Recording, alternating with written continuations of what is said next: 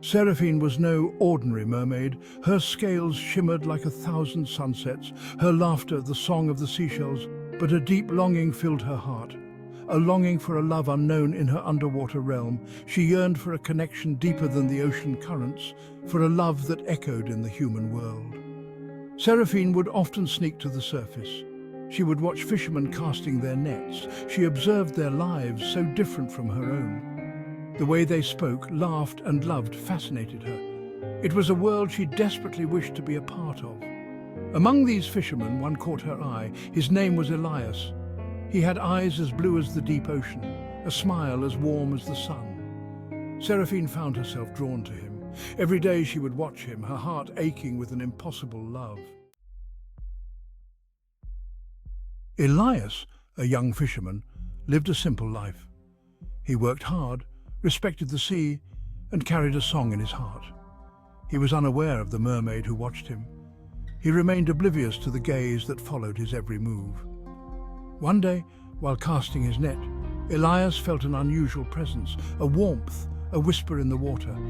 He looked around but saw nothing. He dismissed it as a trick of the waves, but deep inside a seed of curiosity was sown. He continued his routine day after day. He would go out to sea, cast his net, and return with the day's catch. All the while, Seraphine watched from the depths.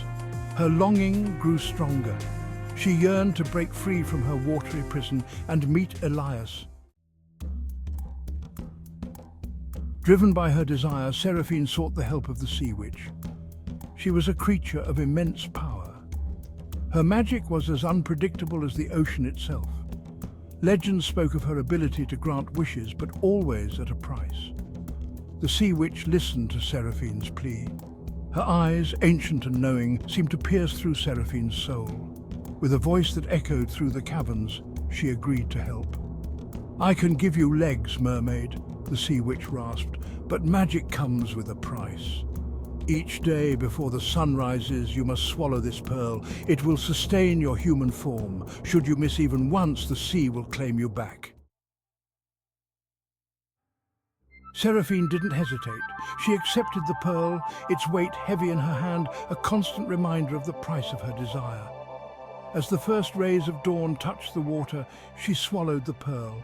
Pain shot through her, transforming her tail into human legs. She stumbled onto the shore, the unfamiliar feeling of sand beneath her feet. The world felt different, the air heavy, the sounds sharper, yet she was mesmerized. This was Elias's world. She saw Elias's boat returning. Her heart pounded like a drum in her chest. She hid behind a cluster of rocks, watching him as he pulled his boat ashore. This time she was close enough to see the flecks of gold in his eyes, to hear the melody of his laughter.